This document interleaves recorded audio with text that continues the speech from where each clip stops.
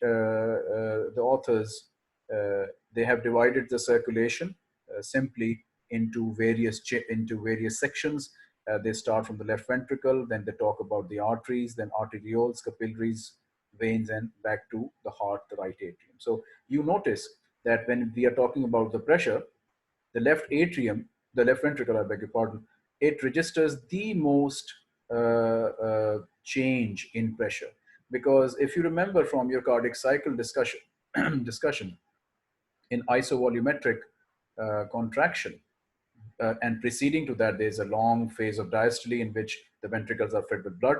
And then the contraction starts. The contraction is divided into isovolumetric contraction, ejection, and then isovolumetric relaxation. This is basically all that in one stroke of the ventricle. You should concentrate on the pressure that it generates. It generates pressure at from the start of the very low pressure, which is basically the end systolic pressure. It builds it up, and at 80, it would open the aortic valve, and then ejection would happen, if you remember from the cardiac cycle. Now, if we pick up proceedings, because we're talking about circulation really, if you talk about arteries, so this section becomes of interest, this section right here, okay?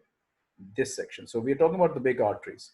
So when the blood is introduced in the artery, just focus on my highlighter here. So the resting pressure, it's a crucial point, the resting pressure of the artery, the big artery, say the aorta, is 80 mmHg. This is the minimum pressure. When you introduce a bolus of blood, it rises from 80 to 120. And when the heart stops beating, goes into diastole, this pressure drops back to 80.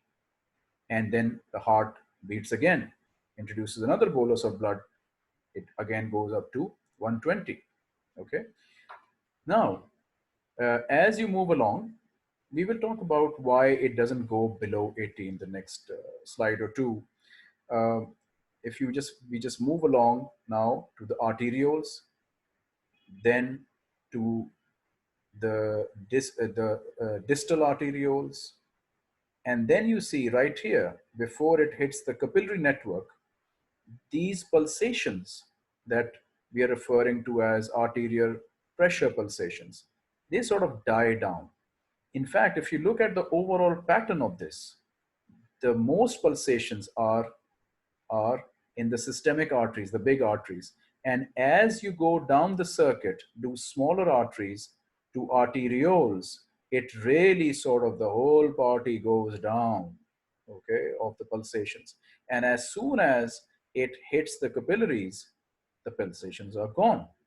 And what you have is a straight, simple, straight descending line of pressure. The pressure is going down, but not in pulsatile form. Rather, it's continuous blood flow.